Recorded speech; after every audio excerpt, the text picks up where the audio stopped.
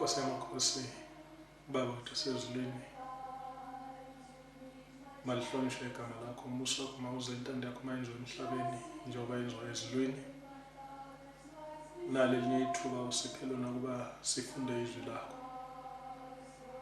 Mema bukhona bukaMoya oNgcwele ukubana behlele kuthina ukuze kuvuleni kwethu izwi lakho silizwe licace ezimpilweni zethu nasezinhlizweni zethu, bese usiza ukuba silungiselele usuku olukhulu lokuza kwaJesu, lapho sibuka incwadi kaSambulo esikucela sinikeze ukuqonda, sinikeze nesibusiso esiza ngokufunda izwi lakho,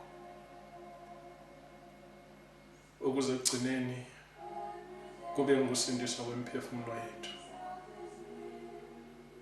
Iba nathi siza kungena esifundweni sanamhlanje uSambulo 6, sivule izingqondo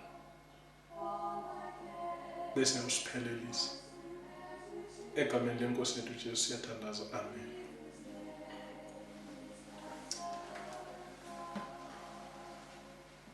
Namhlanje sikuSambulo 6, encwadini uSambulo 5 verse 1. Ngase ngibona esandleni sakhe sokunene owayehlezi esihlalweni sobukhosi incwadi ilotshwe ngaphakathi nangaphandle, inamathiselwe ngezimpawu eziyisikhombisa. Verse 6. Ngase ngibona ngaphakathi kwesihlalo sobukhosi nezidalwa ezine, nangaphakathi kwamalunga kumi iwundlu kungathi lihlatshiwe. Linezimpondo eziyisikhombisa namehlo ayisikhombisa ngomoya abayisikhombisa bakaNkulunkulu abathunyelwe emhlabeni wonke. Leza layithabatha esandleni sakhe sokunene owayehlezi esihlalweni sobukhosi. Ubona umdala wezinsuku ehleli esihlalweni sobukhosi ephethe incwadi leyo inamathiselwe izimpawu eziyisikhombisa. abesebona uverse 6, abesebona phakathi kwesihlalo sobukhosi phakathi kwezidalwa ezine naphakathi kwamalunga, abesebona iwundlu kungathi lihlatshiwe. Lelo wundlu leza layithabatha leyo ncwadi esandleni sakhe sokunene owayehleli esihlalweni sobukhosi. Manuscript Release volume 9 page 7 paragraph 2. Lapho esandleni sakhe kwakukhona incwadi, iroli yomlando yesiqondiso sikaNkulunkulu, umlando wesiprofeto wezizwe nebandla. Lana kwakukhona amazwi kaNkulunkulu, igunya lakhe, imiyalo yakhe, imithetho yakhe, iseluleko sonke songokomfanekiso sophakade, nomlando wamandla onke abusayo ezizweni. Ngolimi olungokomfanekiso kwakukhona kulelo roli umthelelo waso sonke isizwe, ulimi nabantu, kusukela ekuqaleni komlando womhlaba kuze kube sekupheleni kwawo. So kwakulo mlando, kwakule ncwadi kwakunomlando webandla nomlando wezizwe, kwakunomlando wabo bonke abantu abaza kuphila emhlabeni. Kwakunomlando womthelela wabo bonke abantu ababephila emhlabeni kusukela ngesikhathi kwangena ngaso isono kuze kuyofika isikhathi sokuvalwa komlando wawo nalomhlaba. Education page 176 paragraph 4. Sonke isizwe esezwe esigabeni sesenzo sivunyelwe ukuthi sithathe indawo yaso emhlabeni, ukuze kubonakale ukuthi siza kugcwalisa yini injongo yomlindi nongcwele na. Isiprofeto silonde ukuphakama nokuwa kwemibuso yomhlaba emikhulu, umbuso waseBhabhilona, wamaMidi namaPheresiya, wamaGriki nowamaRoma. Ngamunye wale mibuso njengezizwe zamandla amancane, munye ngamunye waba nesikhathi sawo sokuhlolwa, munye ngamunye wehluleka, inkazimulo yawo yaphela, amandla awo asuka, indawo yawo yakhathwa ngomunye. Education page 178 paragraph 2.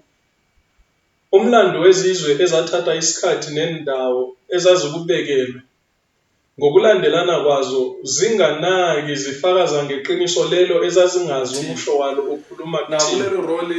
Nakulelo role elaliphethwe kwakukhona umlando wezizwe, kukhona umlando webandla, kukhona umlando womthelela waso sonke isizwe sasaphila emhlabeni. Abesethena uProfethi Ellen White, umlando wezizwe ezathatha isikhathi nendawo ezazikubekelwe ngokulandelana kwazo zinganaki zifakaza ngeqiniso lelo ezazingazi umusho walo okhuluma kuthini. So uNkulunkulu mayesivezela izinto ezingakenzeki, uthena kuIsaya 46, uthena Isaiah 46 verse 10. Isaiah 46 verse 10. Isaiah 46 verse 9 uthi yena uNkulunkulu, khumbulani izinto zakuqala zamandulo. So uNkulunkulu mayekhuluma ngezinto zakuqala ukhuluma ngezinto esezenzekile, ukhuluma ngomlando. So uthena uNkulunkulu masikhumbule ukuthi uvezile ukuthi kuzoyenzeka, sikubonile ukuthi kwenzekile emlandweni. Abesethena mase sikubonile ukuthi kwenzekile emlandweni, abesethena khumbulani izinto zakuqala zamandulo. Ngokuba nguNkulunkulu akekho omunye, yebo nginguNkulunkulu akekho njengami. Verse 10. Engimemezela ngaphambilini okuzayo nasendulo izinto ezingakenziwa ngokuthi icebo lami liyakuma ngiyakwenza yonke intando yami. uNkulunkulu uthi yena umemezela ngaphambilini izinto ezingakenziwa nasendulo izinto ezingafiki.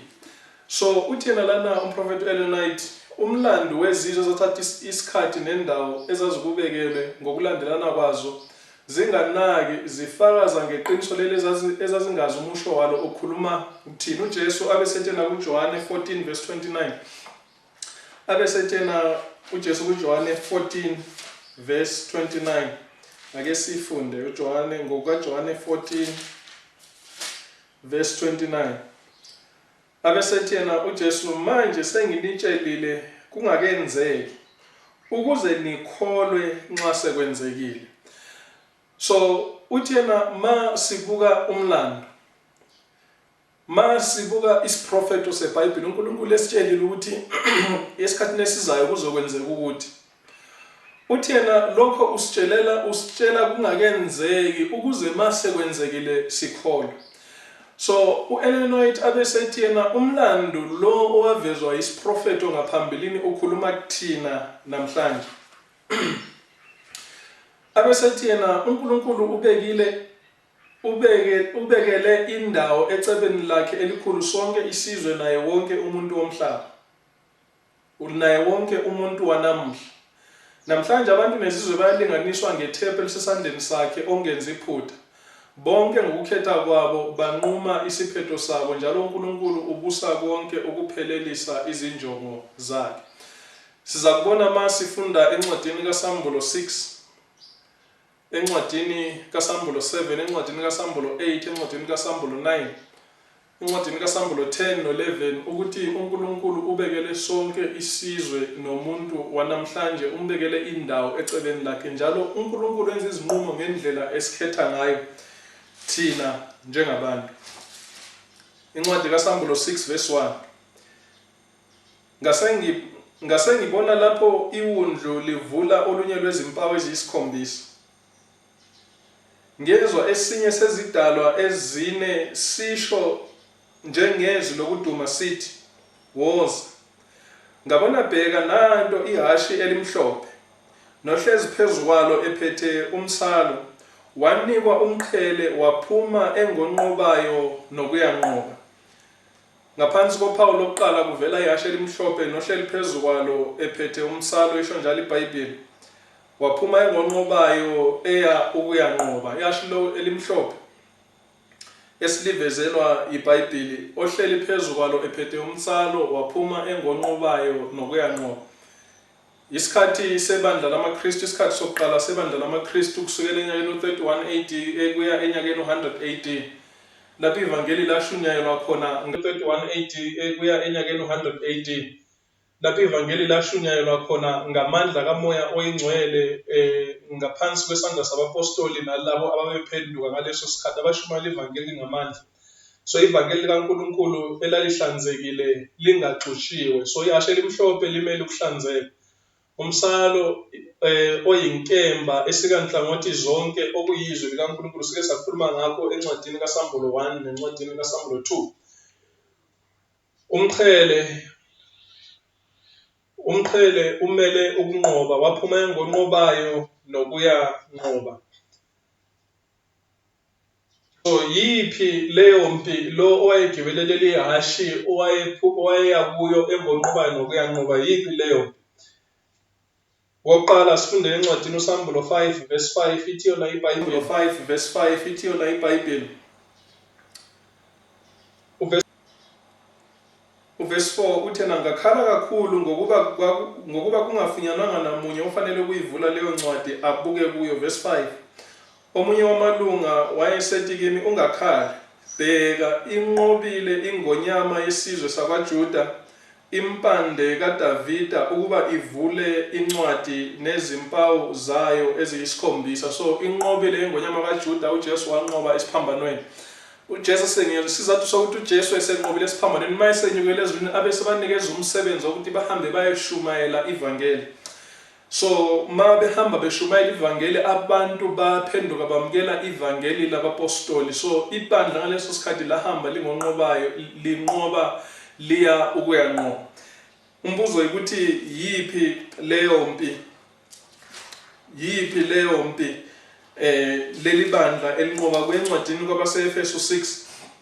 Yiphi leyo mpi leli bandla elinqoba kwe? Ngoba kubalekile ukuthi siqonde eBhayibhelini. Abanye bayahamba benza izinto ezingasile bethi banqoba egameni likaJesu. KwabaseEfesu 6 verse 10 sehlanayo siya ku verse 17 ithi yona iBhayibheli elokugcina, qinani enkosini nasemandleni ayo amakhulu, hlomani izikhali zonke zikaNkulunkulu. So umuntu ohloma izikhali ngumuntu oselungiselela ukuya empini. Hlomani izikhali zonke zikaNkulunkulu ukuze nibe namandla ukumelana namaqhinga kaSathane, ngokuba asibambene negazi nenyama. So into yokuqala kufanele ibe sengqondweni yethu ukuthi kuleyo mpi kwakungeyona impi yegazi nenyama. Abesethi yena uPaul lana, kodwa sibambene nemibuso namandla nababusi bezwe balobo bumnyama nawo moya bobubi emkhathini. So leyo mpi yimpi yakomoya, akuyona impi yenyama negazi. So iBhayibheli ikhuluma ukuthi khona ibandla laphuma linqoba liya ukuyonqoba ngaleso sikhathi.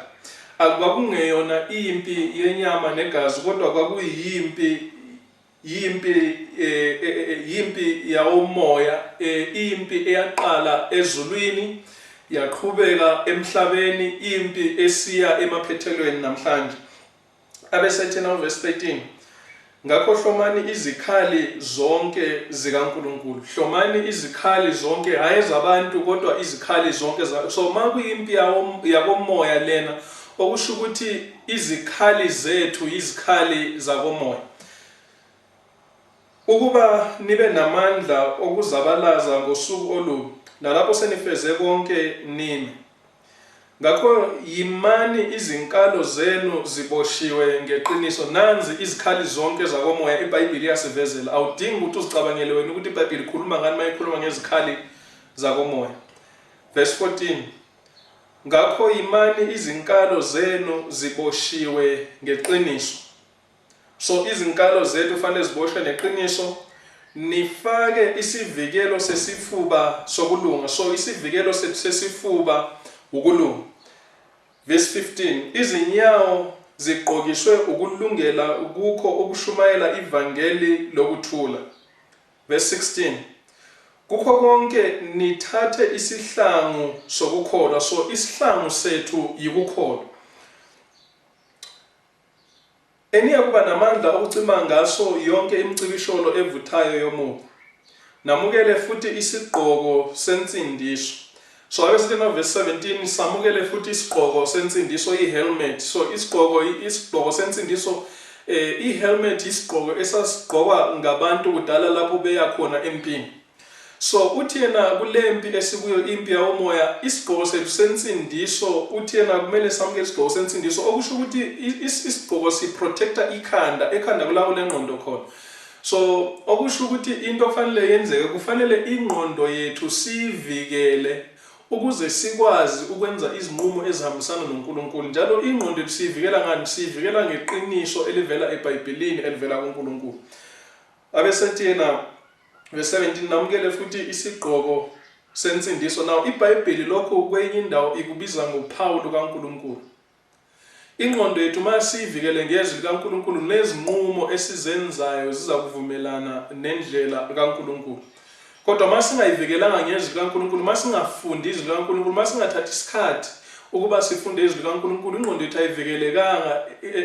Umphumela walokho yikuthi nezinqumo esizenzayo angeke zivumelane nendlela kaNkulunkulu. Abesethi yena namukele futhi isigqoko sensindiso nenkemba kamoya eyizwi likaNkulunkulu. So inkemba kamoya eyizwi likaNkulunkulu, so sikhuluma ngezikhali. Uthi angahlomani izikhali zonke zikaNkulunkulu, yizo lezi esizifundayo. So leli bandla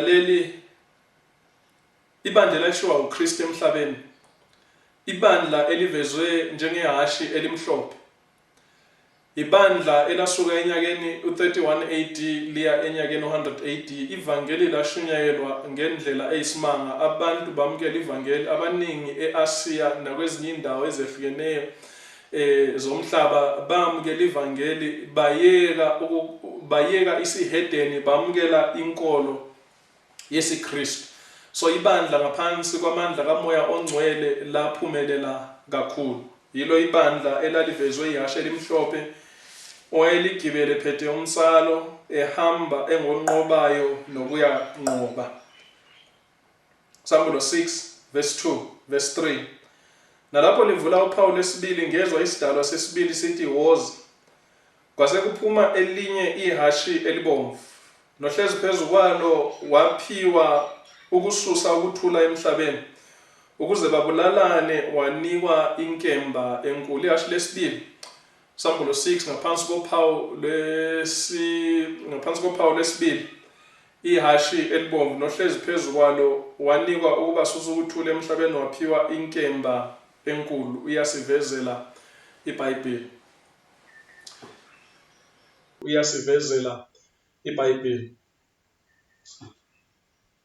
Ihashi lesibili, isikhathi kusukela ku100 AD kuya ku323 AD. Ihashi elibomvu limele ivangeli eselixushiwe. Ohleli phezu kwalo waphiwa amandla ukususa ukuthula emhlabeni, waphiwa inkemba enkulu ukuba babulalane. Ngalesi sikhathi isihedeni sangena kakhulu ebandleni, amaphutha nezinkolelo kwaminyana ebandleni. Inkemba yanikwa umgibeli wehashi. Inkemba yayinkemba yamakhosi aseRoma, oKesari. So yibo labo abalwisa ibandla. Kwakukhona izimpi, kodwa kakhulu inkinga amakhosi aseRoma ayenayo ngaleso sikhathi yikuthi wayengekho omunye uNkulunkulu ofanele ukukhonza ngaphandle kwawonkulunkulu baseRoma. So yibo labo ababephiwe inkemba, babulala abantu bakaNkulunkulu, bahlukumeza amaKristu, amakhosi ombuso waseRoma, iRoma lakudala. So ngalesi sikhathi kwaqala ungena isihedeni kakhulu ebandleni. Sesike sakhuluma ngakho encwadini kaSambulo 2, sike sakhuluma ngakho kakhulu encwadini kaSambulo 2. Asibuyeleni encwadini kaSambulo 2 kulecture yencwadi kaSambulo 2. Leli hashi elibomvu lingaleso sikhathi kusukela enyakeni u100 AD kuya enyakeni u323 AD. Verse 5, kuthe selivula uphawu lesithathu, ngezwa isidalwa sesithathu sithi woza. Ngase ngibona bheka, nanto ihashi elimnyama, nohlezi phezu kwalo ephethe isilinganiso ngesandla sakhe. Ngezwa izwi, kungathi izwi phakathi kwezidalwa ezine, lithi, imbenge kakolweni ngodinariyu, nezimbenge ezintathu zebhali ngodinariyu, kepha amafutha newayini ungakoni. So uthena lana wasebona ngaphansi kophawu lesithathu, wabona ihashi elimnyama. Ngaphansi kophawu lesithathu wabona ihashi elimnyama. Ngaphansi kophawu lesithathu wabona ihashi elimnyama. So ihashi leli elimnyama lisesikhathini sebandla kusukela ngonyaka u-323 kuya ku-538 AD. Ubumnyama isimilo sebandla esesehle kakhulu. So iBhayibheli mayiveza kahle elimnyama okusho ukuthi ikhuluma ngesimilo sebandla esesehle kakhulu encwadini kaMathewu 5 ngokaMathewu 5 ngokukaMathewu 5 verse 14. Masikhuluma ngehashe elimnyama sikhuluma ngesimilo sebandla esesehle kakhulu ngokaMathewu 5 verse 14. So kusho ukuthi isimilo sebandla aseyiyona indlela uNkulunkulu afuna sibe yiyona. Kusho ukuthi ibandla kalisaziphathi ngaleyo ndlela uNkulunkulu afuna liziphathe ngayo. Kusho ukuthi ibandla kalisasebenzi ngendlela uNkulunkulu ayelibekele yona. NgokaMathewu 5 verse 14 Jesu tena nina ningukukhanya kwezwe. Umuzi owakhe entabeni ungesithele. Nomuntu kasokheli isibane asibeke phansi kwesitsha. Kodwa usifaka othini, khona siyabakhanyisela bonke abasendlini. Ngakho makukhanye ukukhanya kwenu phambi kwabantu ukuba babone imisebenzi yenu emihle badumise uYihlo sezulwini. uNkulunkulu uthena abantwana bakhe emhlabeni, ibandla lakhe emhlabeni liwukukhanya kwezwe. So abesethe nomuntu akasokheli isibane abesesifaka ngaphansi kwetafula, kodwa injongo yesibani yokuthi sikhanyisele laba abasendlini. So thina njengabantwana bakaNkulunkulu emhlabeni, ibandla likaNkulunkulu emhlabeni liyisibane somhlaba. And then encwadini efanayo kaMathewu 6 verse 22 kuya ku verse 24 abesethena uJesu isibani somzimba yiso. So uJesu uthe thina siyisibani sezwe kuMathewu 5. Ngapha kuMathewu 6 abesethena isibani somzimba yiso. So okusho ukuthi thina loba ibandla likaNkulunkulu liyiso lezwe. Usho njalo uJesu. Ibandla likaNkulunkulu liwukukhanya kwezwe, liyiso lezwe. Abesethena ngakho uma iso lakho lilihle uza kukhanya umzimba wakho wonke. So uma iso lakho lilihle, uJesu usho mighty uma iso lakho lilihle. Uma iso lakho ungathi ushayela imoto namhlanje ngosuku lwe-technology, usuku lapho ulwazi selwande khona sesihamba ngezimoto. Ungathi ushayela imoto ungumshayeli. Ungabuka lapho yakhona amathuba okwenza ingozi mancane kakhulu. Kodwa ungathi ushayela imoto ubulokhu ubuka le nale, iso lakho liba libe, amathuba ukuthi wenza ingozi maningi. So uJesu ukhuluma ngaleyo nto leyo, uthena uma iso lakho lilihle uza kukhanya umzimba wakho wonke. So ungafocusa kulo msebenzi onikwe uNkulunkulu. Uthena umsebenzi wakho uzowenza kahle emhlabeni. So njengoba thina siyiso lezwe singafocusa emsebenzini uNkulunkulu asiphe wona, uthena umhlaba emhlabeni kuza kukhanya. Abesethena ku verse 23 kepha uma iso lakho lilibi uza kuba mnyama umzimba wakho wonke. Ngakho uma ukukhanya okukuwe kungubumnyama, ubumnyama bukhulu kangakanani. Iso lakho uma lilibi uthena umzimba wonke uzoba mnyama. Okusho ukuthi ibandla uma lingasaphili ngendlela uNkulunkulu afuna liphile ngayo kuzoba khona ubumnyama emhlabeni. Ibandla uma lingasalandeli indlela kaNkulunkulu kuzoba khona ubumnyama emhlabeni. Abantu bomhlaba baza kukhanyiselwa ngubani? Uma ibandla eliyiso lezwe lingasafocus kulokho uNkulunkulu aliphe khona, then okusho ukuthi kuzoba khona ubumnyama emhlabeni. So uma kukhulunywa ngehashe elimnyama lana encwadini kaSambulo, ihashe elimnyama limele isimilo sebandla esesehle kakhulu phambi kwaNkulunkulu. Iqiniso likaNkulunkulu laxutshwa ngokuphelele, ibandla laselingudali womhlaba. Ngalesi sikhathi iqiniso likaNkulunkulu laxutshwa ngokuphelele ngaphansi komthelela wamandla amasha ayefuna ukuvela ayaziwa ngebandla lamaRoma eKatolika. Iqiniso likaNkulunkulu laxutshwa ngokuphelele, ibandla laselingudali womhlaba. Inkolo isiKristu esasesamukelekile sesijwayelekile ngaleso sikhathi sasesingudali womhlaba. Encwadini kaJakobe 4 ekaJakobe 4 verse 4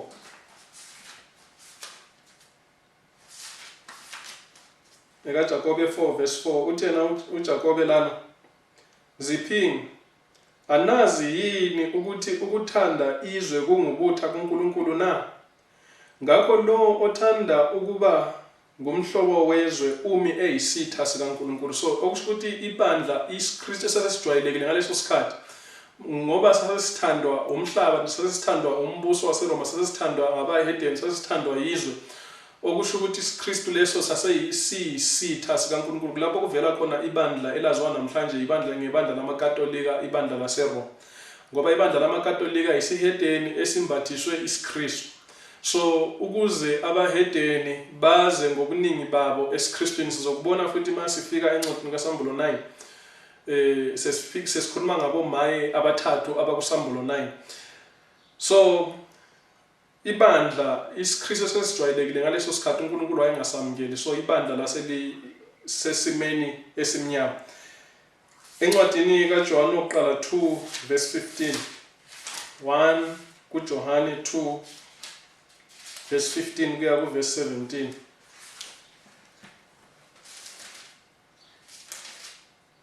kuJohane 2 verse 15 kuya ku verse 17.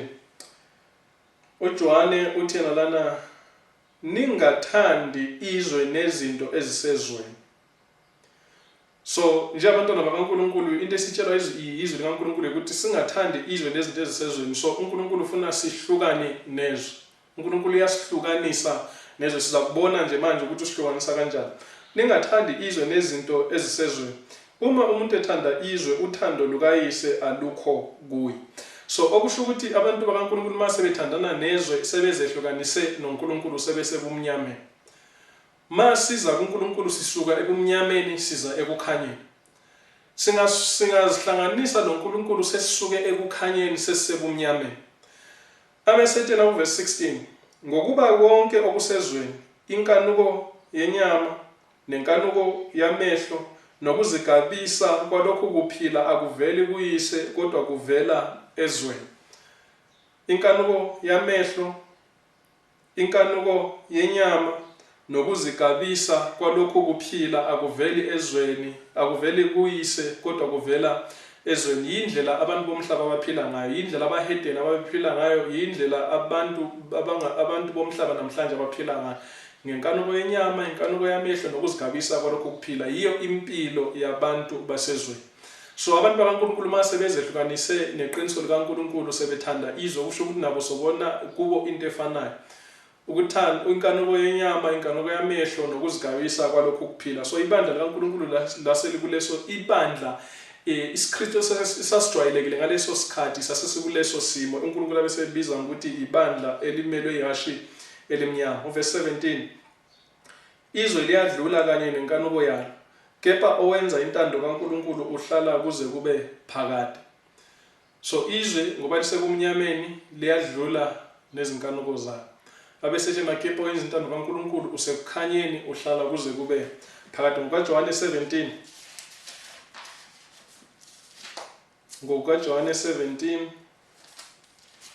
verse 14 kuya ku verse 16.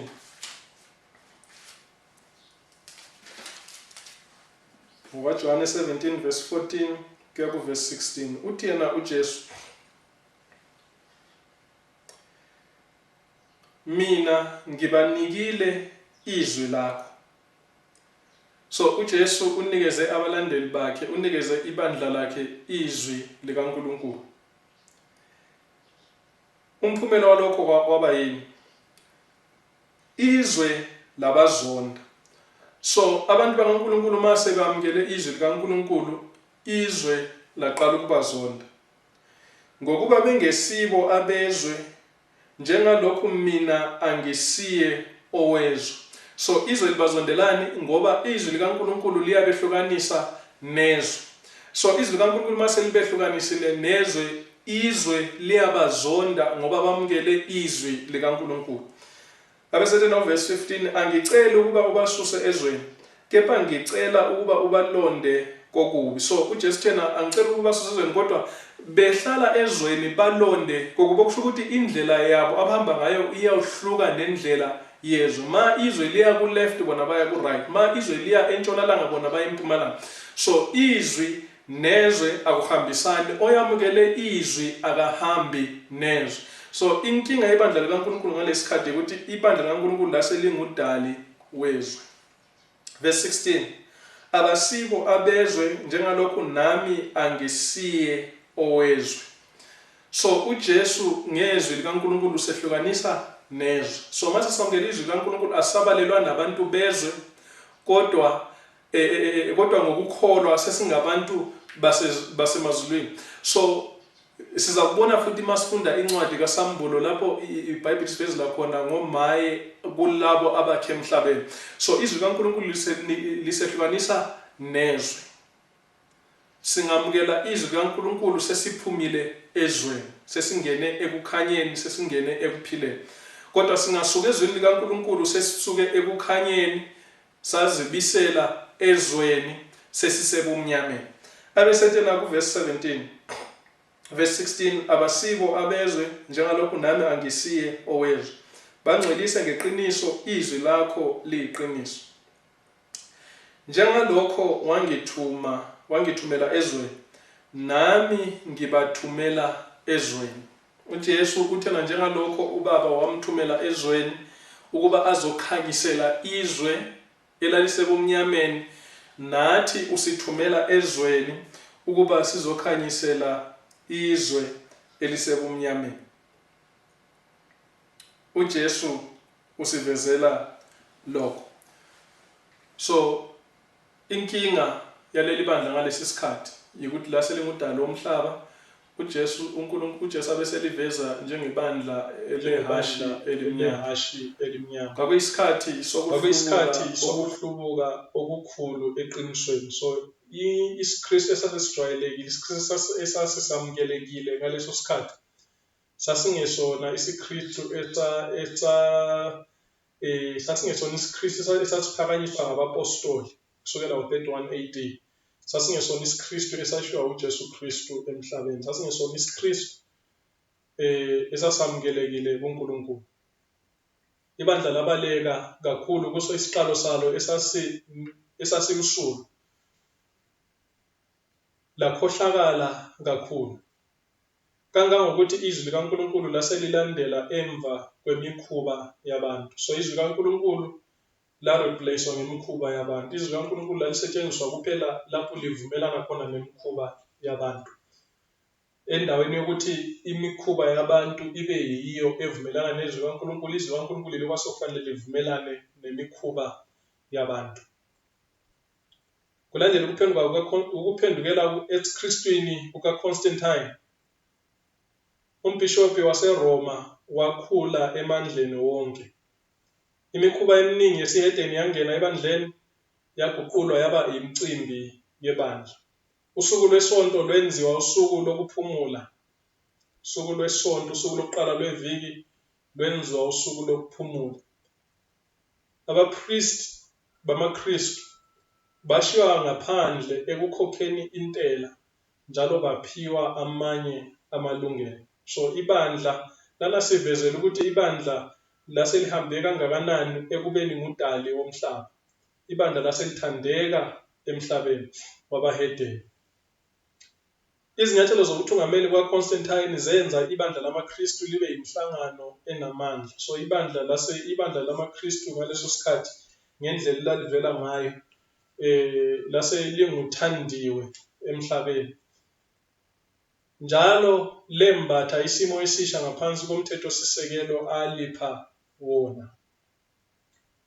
So lesi Kristu esasipopular ngaleso sikhathi, lesi Kristu esasesamukelwe ngabahedeni ngaleso sikhathi, isikristu esasijwayelekile ngaleso sikhathi, yiso leso sikristu iBhayibheli esiveza njengophondo olumnyama lukaDaniel 7, olunamehlo nomlomo okhuluma izinto ezimangalisayo, izinto ezinkulu.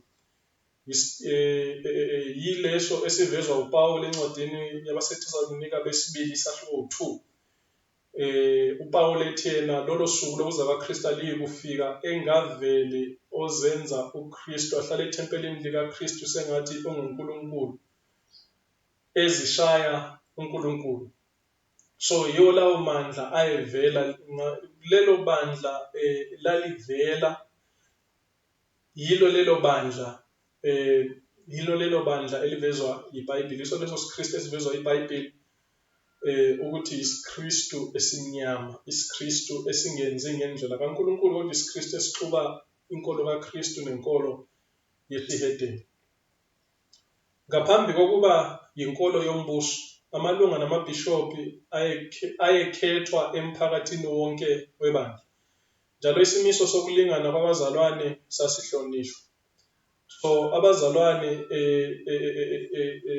ngaphambi kokuba leli bandla libe ibandla lombuso, libe inkolo yombuso, abazalwane babelingana. Ukulingana kwabazalwane kwakungenani nokuthi ufunde kuphi, ufunde wafika kuphi, kodwa abazalwane babelingana. Njalo amalunga nabafundisi babekhethwa emphakathini wonke webandla. Kodwa leli bandla seliyinkolo yombuso, kwenzekani? Ubupristi besiKristu lobufundisi behlukana nabantu loba abantu abavamile. So ubupristi besiKristu lobufundisi behlukana nabantu noma abantu abavamile, common people. So behlukana nabantu abavamile, abantu nje endaweni. So kwaqala ukuvela indaba zama-qualification nanani, yeah. So kwaqala ukuhlukana-ke ubupristi lobufundisi nabantu abavamile. Ngenkathi amazinga okuphakama ethulwa, kanjalo kwabekwa amabhishophu amadolobha amakhulu ngaphezu kwamabhishophu asemasontweni, futhi laba babebhekwa ngamapristi ayeseduze kwabo. So kwaqala ukubonakala abanye bebakhulu kunabanye, abanye bephezulu kwabanye. Kwase kunoshintsho olu-serious kuleyo nkolo eyayiseyamukelekile ngaleso sikhathi.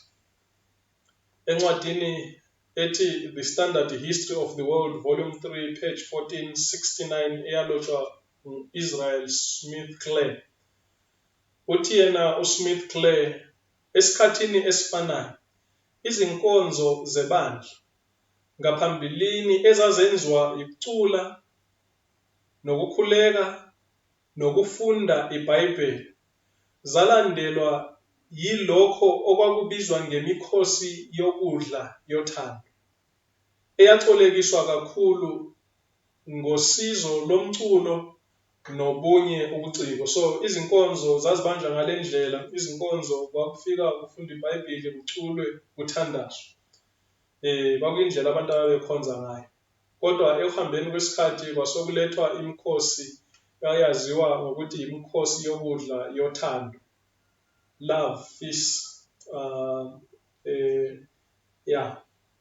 So iyo leyo mkhosi yalethwayo ebandleni, and then ngokuhamba kwesikhathi imikhosi yayilokhe i-edwa ku-replacewa izwi likaNkulunkulu.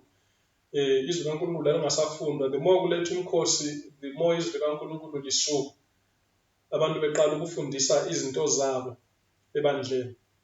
So ibandla elimnyama, ibandla laseRoma, ibandla lamakatolika elaliphakama ngaleso sikhathi liza kuthatha umbuso esikhathini esizayo. Ibandla lawopapa baseRoma. So yitho isiKristu esasijwayelekile ngaleso sikhathi. Babekhona abambalwa ababambelela eqinisweni, babekhona abanye ababambelela eqinisweni, bahlukunyezwa, babulawa, kanjalo. Kodwa isiKristu esasijwayelekile ngaleso sikhathi isiKristu sawopapa. IsiKristu sawopapa. So suke enyakeni u-323 siya ku-538 AD, ubupapa bashikashika balwisa ukuphakama emandleni ezinkolo nezombangazwe. Ekugcineni umgomo wabo wabonakala ngonyaka ka-538 AD, lapho konke ukuphikiswa kwasekuhambile. So kusukela enyakeni 323 AD kuya 538 ubupapa babushikashika bulwisa ukuphakama emandleni ezinkolo nezombangazwe. So Daniel 7 wayesitshelile ngokuphakama kukaPapa. Daniel 7 wayesitshelile ukuthi akasoze avele lula, ngathi kuzoba khona ukuphikiswa thizeni. So wayesitshela ngokuphakama kukaPapa, uthi yena iRoma, umbuso waseRoma wehlukana waba izigaba eziyishumi. And then uPapa mabuvela abuziveleli nje bona, mabuvela bususa eminye imibuso emithathu kwasala le ewu7. So ngonyaka ka-538 AD umbuso wokugcina kule emithathu eyayivezwe uDaniel ukuthi iza kususwa wasuswa and then ukuphikiswa konke ngoba le mbuso emithathu yiye ingavumelani nenkolo kaPapa. Le mbuso emithathu yasuselwa lokho ukuthi yayingafuni ukwamukela inkolo kaPapa. Lezi ezinye izahluko zeRoma eziyi7 zonke zamukela inkolo yobupapa, isiKristu sobupapa. Kodwa lezi ezinye izahluko ezintathu zazingafuni ukwamukela isiKristu sobupapa, yingakho zasuswa.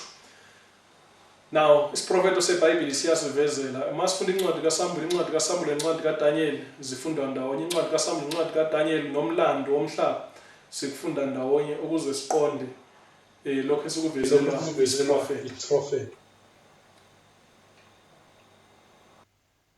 Isonto, usuku lokuqala lweviki, usuku olukhulu lokukhonza ilanga kwabahedeni, lwaphakanyiswa ukuba luthathe indawo yosuku lwesikhombisa, isabatha laseBhayibhelini.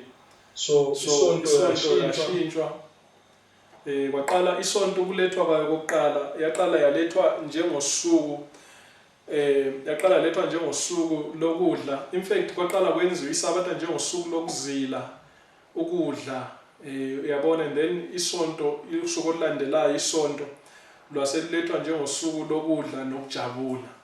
So ekugcineni abantu bagcina sebezonda isabatha bengasalithandi ngaleyo ndlela isabatha, bagcina sebethanda isonto. Ngokuhamba kwesikhathi isonto laselethwa officially njengosuku lokuphumula nokukhonza endaweni yosuku lwesabatha. Isabatha lavezwa eBhayibhelini.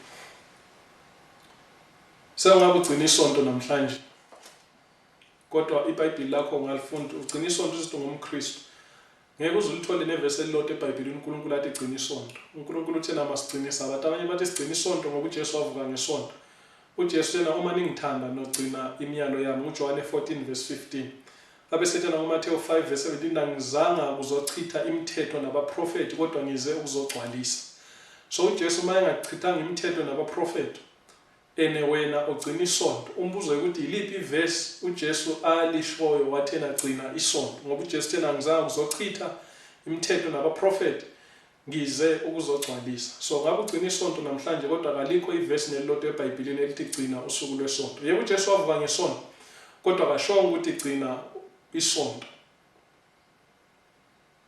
So isonto ngumntwana weRoma, isonto umntwana webandla lamaKatolika, isonto isenzo samaKatolika, isenzo seRoma. Njalo isiKatolika, inkolo yesikatolika isihedeni esembathiswe ubuKristu.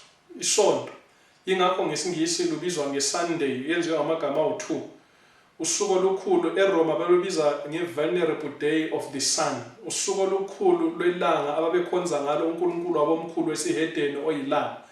Ingakho isonto ngesingisi ibizwa ngeSunday, the Venerable Day of the Sun.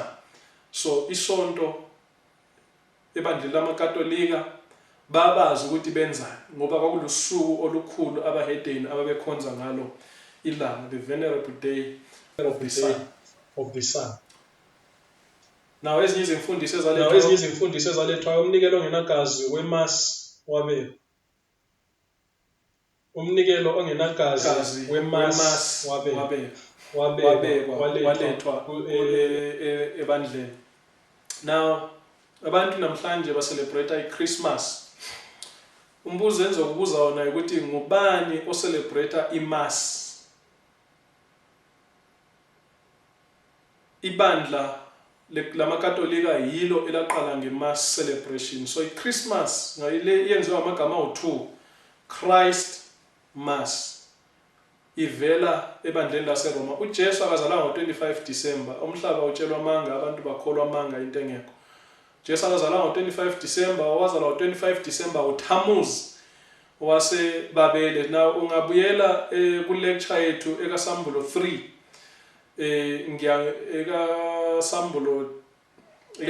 ekaSambulo 3 lapho mase ngikhuluma khona kakhulu ngebandla laseSardis nebandla laseThyatira. Ubuyele lapho. uThamuzi wayethanda onogwaja, wazalwa ngo-25 December.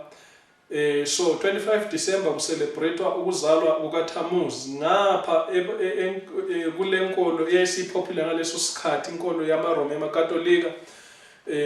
I-holiday kaThammuz yenziwa i-holiday kaJesu. Khumbulani ukuthi endulo uThammuz wayengumntwana kaSemiramis, lo iBhayibheli emveza kuZenzo 17 njengodiane, inkosikazi yasezulwini. And then kwezinye indawo ubizwa ngoHaya Sophia, and then kwezinye indawo ubizwa ngamagama amaningi. So uThammuz wayengumntwana kaSemiramis eBabel, uThammuz wayengumntwana kaDiane, uThammuz ngowesihedeni. So uThammuz walethwa esiKristwini njengomntwana ukuze abonakale sengathi unguJesu. So 25 December kucelebrate uThammuz, akucelebrate uJesu. uJesu akazalwa ngo-25 December. Mawufunda umlando uyasivezela ukuthi i-date yokuzalwa kaJesu kayaziwa, kodwa uJesu wazalwa khona lapho between ukuphela kukaSeptember no-October, kusona leso sikhathi. So umlando usivezela lokho. uNkulunkulu ngokuhlakanipha wayifihla i-date yokuzalwa kaJesu, wenza ngamasibongo, wayeyazi into ayeyenza. So i-Christmas, Christ Mass, ibuya ebandleni lamakatolika. So umnikelo ongenagazi weMass wabekwa ukushintshwa kwezimfundiso lokho ebandleni eselivezwa ihashe elimnyama.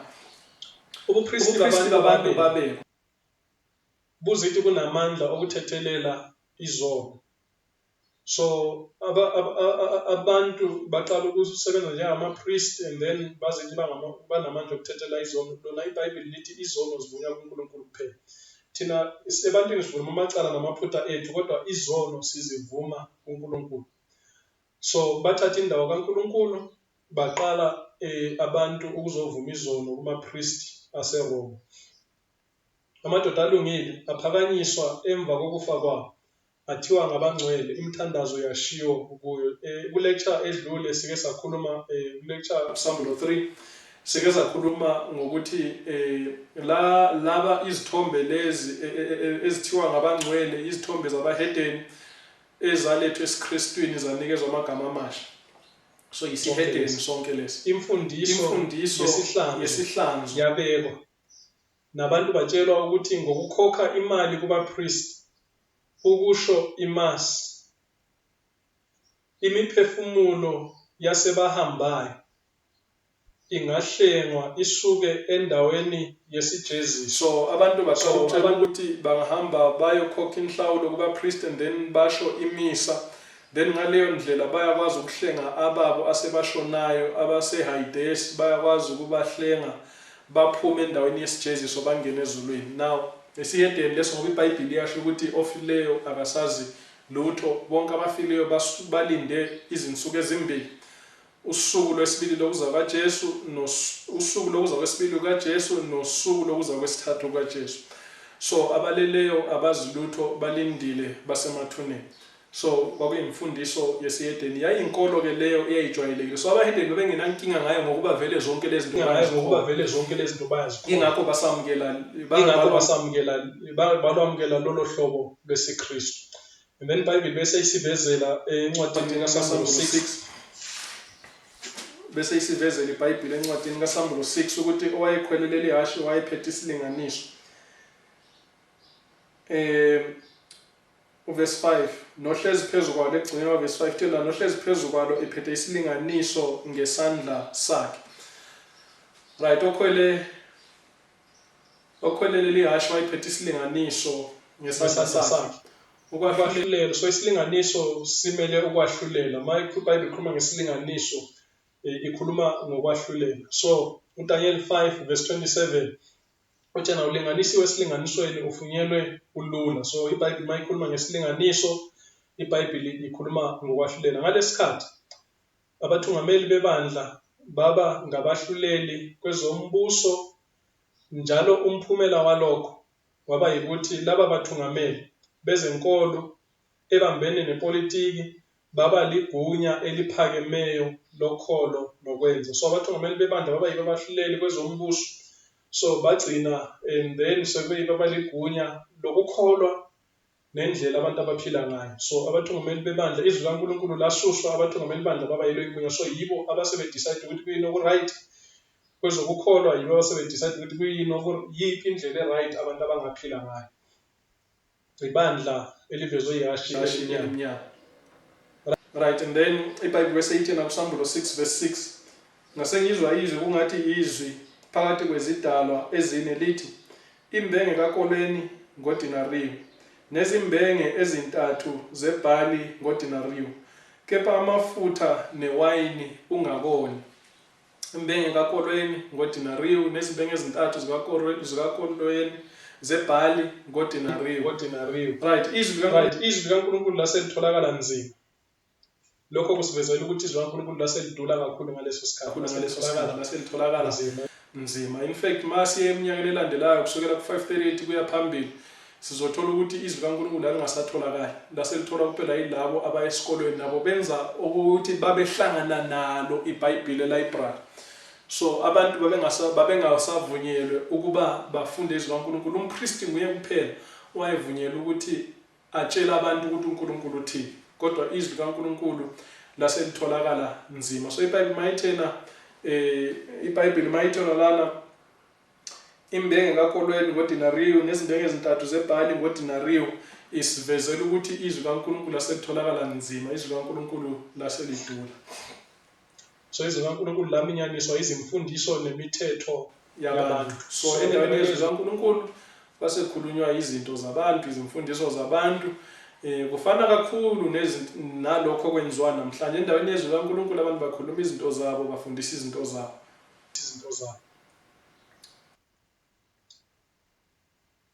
Right, imbenge kakolweni ngodinariyo nezimbenge ezintathu zebhali ngodinariyo.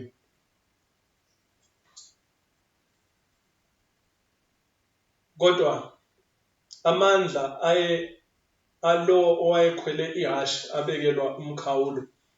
Amandla alo owayekhwele ihashi abekelwa umkhawulo. 6 ithi yona, ngasengizwa kungathi izwi phakathi kwezidalwa ezine lithi, imbenge kakolweni ngodinariyo nezimbenge ezintathu zebhali ngodinariyo, kepha amafutha newayini ungakoni. Kepha amafutha newayini ungakoni. Now amafutha newayini kumele ini? Amafutha amele umoya oyingcwele, iwayini imele isifundiso, i-doctrine. So amafutha amele umoya oyingcwele, iwayini imele isifundiso, i-doctrine. Now sokhuluma ngakho kabanzi masifika masiloke siqhubeka ngencwadi kaSambulo. So amafutha amele umoya oyingcwele, and then iwayini imele isifundiso, i-doctrine. Encwadini kaLuka, ngokaLuka 10 verse 30, ngokaLuka 10 uverse 30, uJesu unikeza omunye umfanekiso lana. NgokaLuka 10 verse 30.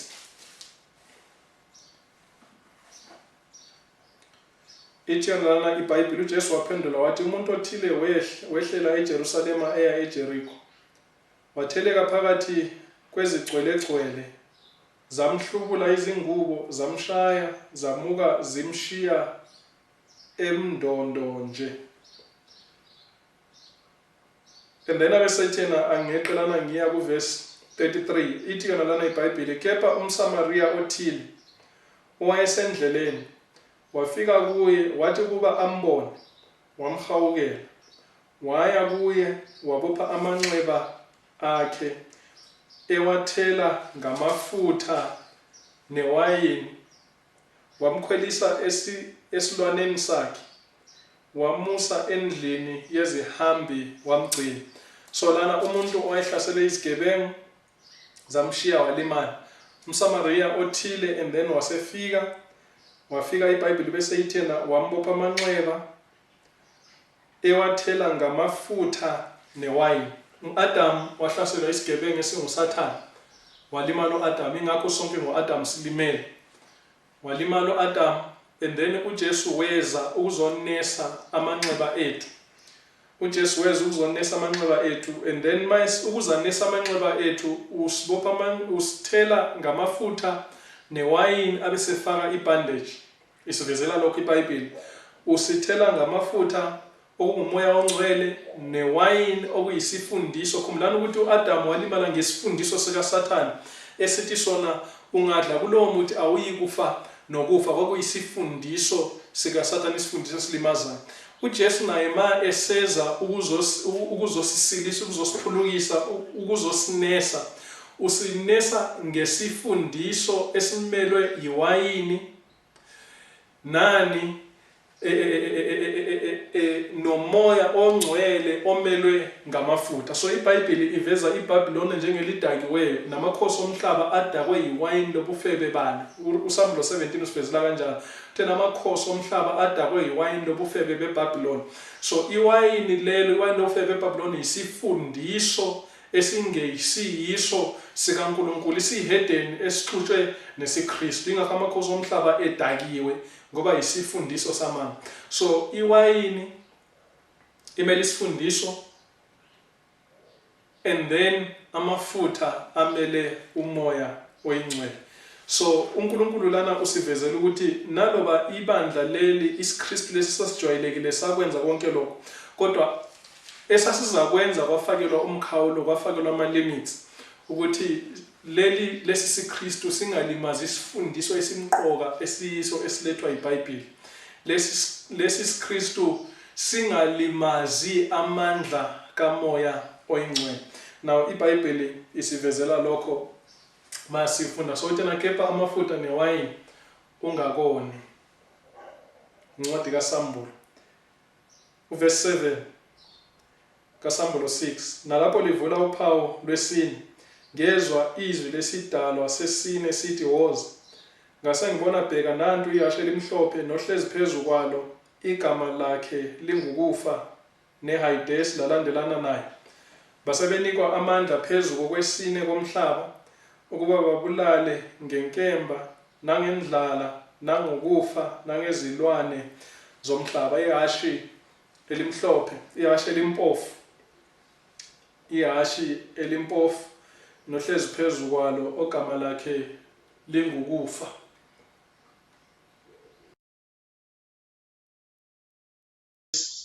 Lamlandela banikwa amandla okunqoba okwesine komhlaba ukuba babulale ngenkemba nangendlala nangokufa nangezilwane zomhlaba. Now leli hashi liveza ukufa kwebandla kokwakomoya, njengoba sesibonile ukuthi ibandla leli esiqeda kudlula kulo manje belimnyama, okuveza ukufa kwebandla kokwakomoya. Ibandla selisukile ekukhanyeni labuyele ebumnyameni.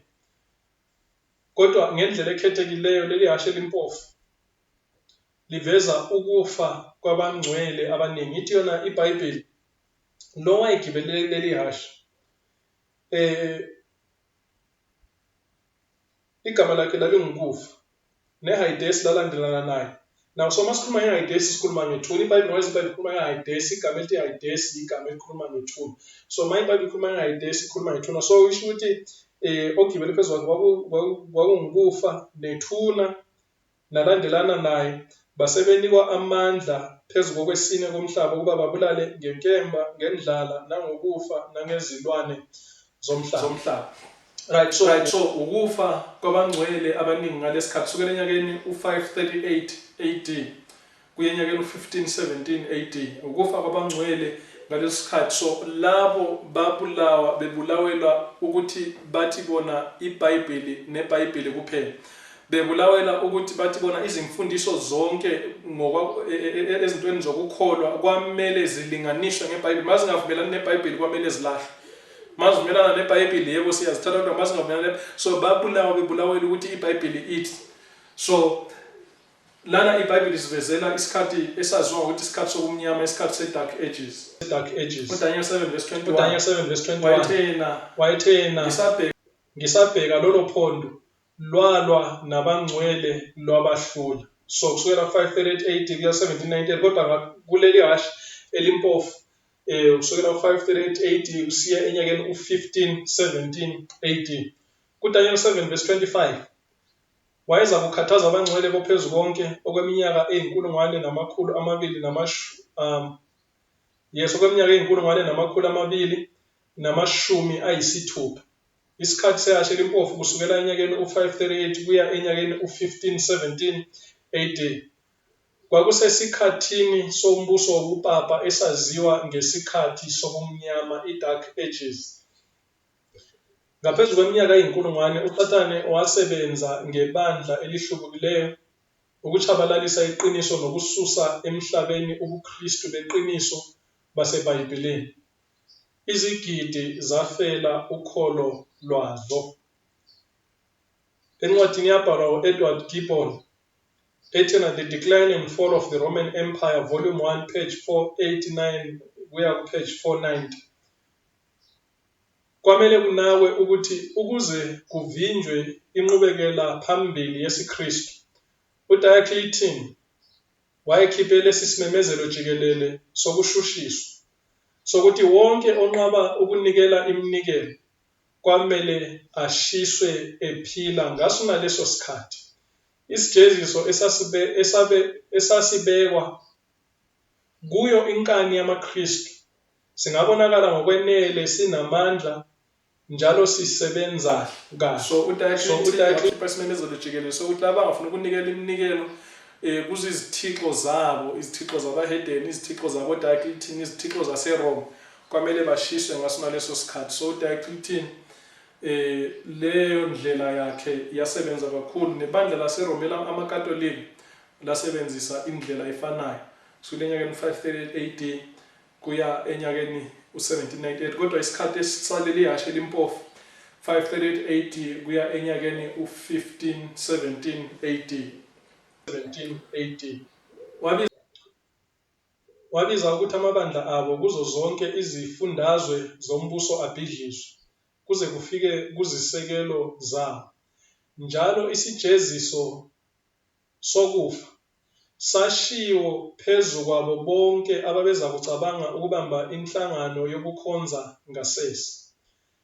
Ibandla lasebenzisa inkemba, indlala, ukufa nezilwane ukuchitha labo abebezalinga baphikisane nezimfundiso zalo. So ibandla lamaRoma, ibandla lamakatolika lasebenzisa indlala, ukufa, inkemba nezilwane ukulwa nabantu bakaNkulunkulu abakholwa izwi likaNkulunkulu. Ngalesikhathi imfihlakalo yesono yapheleliswa, ubudlova bobupapa babusa izimpilo nonembeza wezixuku ezingenakubalwa. Imithetho enzima yabekwa imelane nalabo ababengamukeli izimfundiso njengokubekwa kwazo yilabo abathungameli ababekhohlakele. So kwabeka imithetho enzima kakhulu, abantwana bakaNkulunkulu bahlukunyezwa, bahlushwa ngenxa yokuthi babengafuni ukulalela izwi lamabhishophu namapriest aseRoma. So abantu bakaNkulunkulu abanye bazingelwa njengezilwane zasendle, abanye baboshelwa emthini ukuba bashiswe bephila, abanye baphonselwa ezinkundleni zemidlalo zaseRoma ukuba abantu bazi-entertaine ngokufa kwabo bebulawa izilwane zasendle. Isiprofeto seBhayibheli sagcwaliseka. Ngihamba uyofunda umlando usivezela lokho okwavezwa iBhayibheli ngaphambilini. Ngesikhathi sokubusa kwabopapa phezu kwamakhosi omhlaba, abantu abaningi kakhulu bafela ukholo lwabo. Kuze kube khona usuku olwaziwa ngo-St. Bartholomew's Day olwaba khona ngo-August 22, 1517. Izigidi nezigidi zabantu zafa zifela ukholo lwabo. Uvesi 9 kaSambulo 6.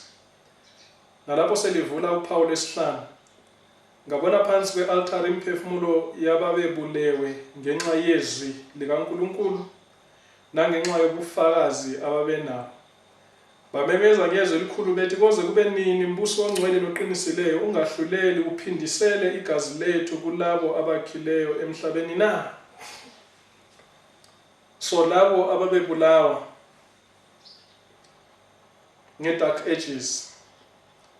Uthi yena uJohane wabona imiphefumulo yabo imemeza kuNkulunkulu ikhala ukuthi kuze kube nini uNkulunkulu angahlulela aphindisele igazi labo. Abesethe nawo verse 11 basebenikwa kwabayilona lo ingubo ende emhlophe kwashiwo kubo ukuba baphumule isikhashana baze baphelela abayizinceku kanye nabo nabazalwane babo abeza kubulawa njengabo. So uNkulunkulu lana abantu bakaNkulunkulu babonakala njengabantu abakhala abasemathuneni, babonakala imiphefumulo yabo engathi iyakhala ngenxa yokuthi babefele ukholo lwabo. Kufanele siyiqaphele nawo abantu abafunda iBhayibheli ukuthi abaphilayo basazi lutho isho njalo iBhayibheli uMshumayeli 9 verse 5 no-6. Encwadini uGenesis 4 verse 9 no-10 ngenkulumo ngokomfanekiso uMose uveza igazi lika-Abela njengelikhalayo kuNkulunkulu. Akuyona imiphefumulo ngokwayo ekhalayo, kepha ukufa kwabo okudinga ukuphindiselwa. So akuyona imiphefumulo yabo ekhalayo, kodwa ukufa kwabo okudinga ukuphindiselwa. So ungabulala umuntu uNkulunkulu mayebuka uthi igazi lalowo muntu kufanele liphindiselwe. So yindlela iBhayibheli mayikhuluma ngokomfanekiso ethi umphefumulo wakhe uyakhala. uNkulunkulu uza kukhumbula ububi obenziwa kubona, ukushushiswa nezenzo ezingenabulungiswa. KwabaseRoma 12 verse 19 uNkulunkulu uthi ngokwami ukuphindisela ngiyakubuyisela mina.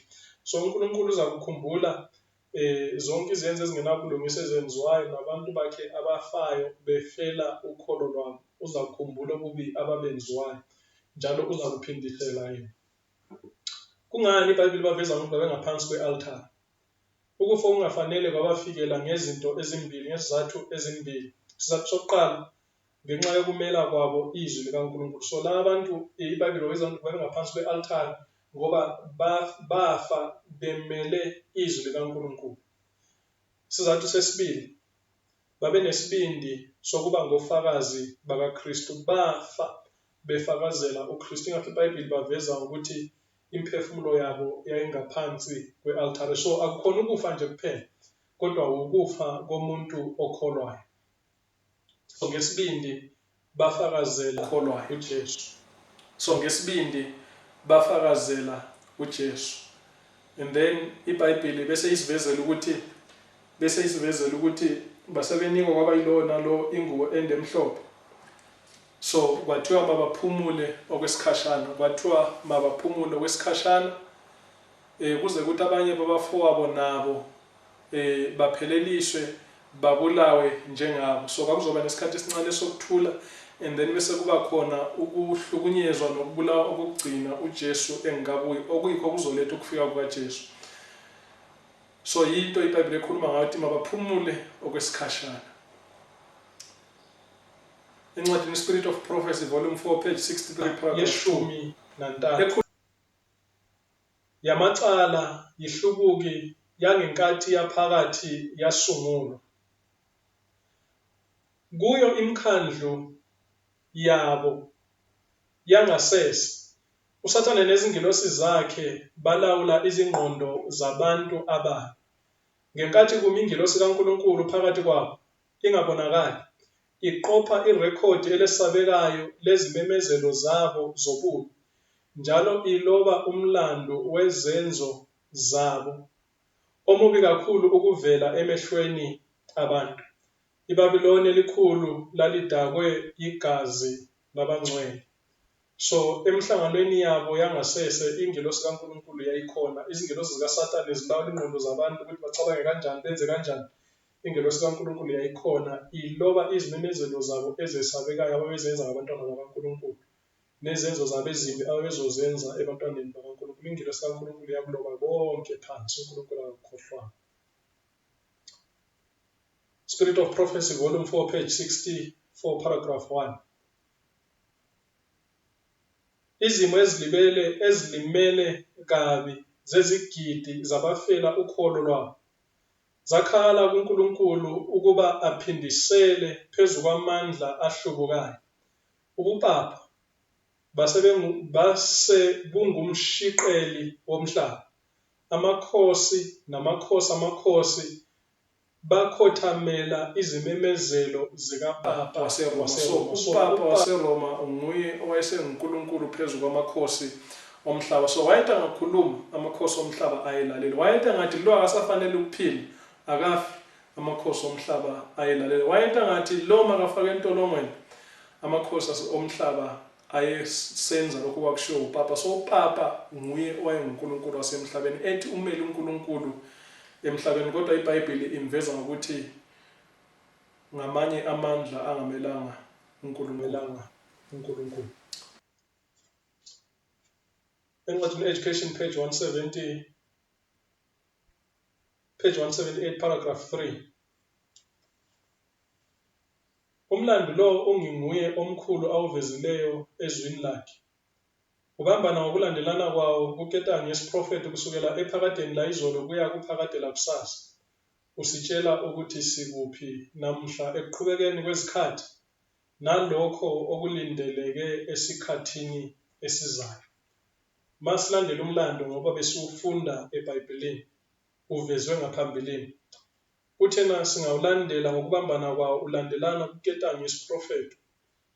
Uthena kusukela izolo kuze kube namhlanje usivezela ukuthi sikuphi namhlanje, njalo usivezela ukuthi kuyini okumele sikulindele kusasa. UJesu uthena lana verse 11, basebenikwa kwabayilo nalo ingubo endemhlophe kwashiwo ukuba baphumule isikhashana baze baphelela abayizinceku kanye nabo nabazalwane babo ababeza kubulawa njengabo.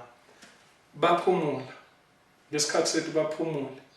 Ibandla libe nesikhathi sokuthula nje iminyakanyana nje, about 200 years. Ibandla cishe emhlabeni wonke jikelele, ibandla likaNkulunkulu libe nesikhathi sokuthula, kodwa uNkulunkulu sivezela ukuthi siyeza masisha isikhathi lapho ibandla lizakudlula khona kuleyo ntshutshiso edlula leyo ibandla ladlula kuyo endulo. Lokho isiprofethi esikuveze ngaphambilini ukuthi kwakuzayenzeka kuze kube sesikhathini samanje kulondiwe emakhasini omlando, njalo singaqiniseka ukuthi konke okusazokuza kuza kugcwaliseka ngokuhleleka kwakho. Masilandela umlando, silandele isiprofethi, siyasibona ukugcwaliseka kwaso emlandweni. Uthena masikubona lokho singaqiniseka ukuthi konke okusazokuza kuzazoyenzeka, hayi kwenzeka kuphela kodwa ngokuhleleka kwakho. Umprofethi uyasivezela. Isahluko 6 verse 11, basebenikwa kwabayilo nalo ingubo endemhlophe kwashiwo ukuba baphumule isikhashana baze baphelele abayizinceku kanye nabo nabazalwane babo ababeza kubulawa njengabo.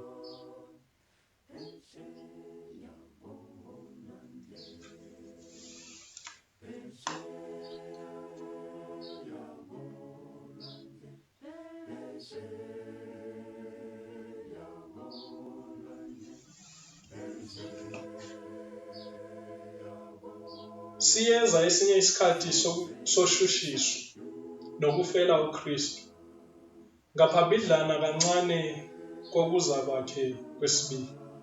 Daniel 11 verse 35 no verse 44 kuya ku verse 45. UDaniel 12 verse 9 no verse 10. UDaniel 12 usambulo 12 verse 12 no verse 17. Usambulo 12 verse 15 kuya ku verse 17. Wonke la amavesi ayasichaza ukuthi ngaphambidlana kokuza kwaKristu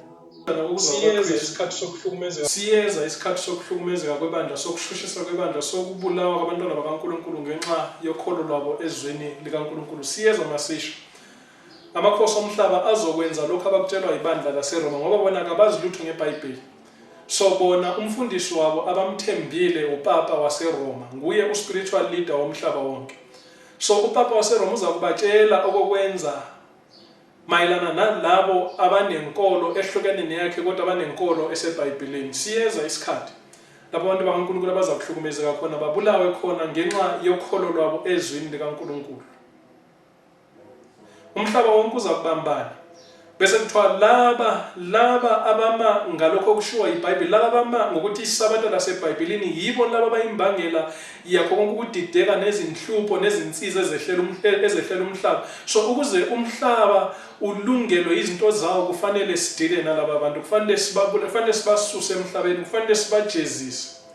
Amakhosi omhlaba azakwenza lokho abakutshelwa ngupapa waseRoma. Ushushisa kuyona into embi kakhulu esingakhuthazela ngaphansi kwayo, ikakhulu lapho siqonda ukuthi ngezivivinyo nangezinhlupheko uNkulunkulu uvivinya ubuqotho, ukubekezela nokwethembeka kwethu kuye. Naloba sizakudlula ngaleso sikhathi, into kufanele siyifunde namhlanje, kufanele sithembeke kuNkulunkulu namhlanje. Mangathembekanga namhlanje ayeke uthembeke kusasa. Mawuhlulekile ukwenza lokho uNkulunkulu akushoyo ngesikhathi sokuthula, uzokwenza kanjani ngesikhathi sewuphathela isibhamu? Uzokwenza kanjani lapho amaphoyisa esekulandela emva? Uzokwenza kanjani lapho sewufunwa ngamasosha? Mangahlulekile ukulalela uNkulunkulu namhlanje kusenokuthula, uzomlalela kanjani ukuthula kungasekho? Encwadini kaPetru 4 verse 12 kuya ku-14 uyasivezela uPetru ukuthi uNkulunkulu uyasivivinya. Psalm 6 namhlanje sombambalana ngaphansi kophawu lwesihlanu.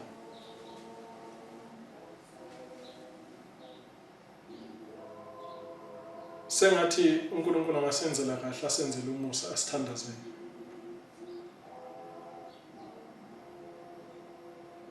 Nkosi yamakhosi, Baba wethu osezulwini, mahlonishwe igama lakho. Ncwadi kaPsalm 6 sifundile kunezinto eziningi. Ekugcineni masifika emaphethelweni siyabona ukubana siyeza njalo esinye isikhathi lapho njengabantu bakho sizakushushiswa, sihlukunyezwe, hayi ngoba siyizigebengu, hayi ngoba siphula imithetho, kodwa ngoba sifuna ukukhonza uNkulunkulu ngendlela yakhe. Mhlaba uzakuphikisana nathi, esikucelayo Nkosi ukuba siphe amandla namhlanje ukuba senze ukulunga namhlanje phambi kobuso bakho, ukuze sithole amandla okwenza ukulunga kusasa. Senzele kahle, usenzele umusa, sisize kuba sifunde izwi lakho, silizwe siliqonde. Ekugcineni kube ngusindiswa kwemiphefumulo yethu. Egameni leNkosi yethu uJesu siyathandaza. Amen.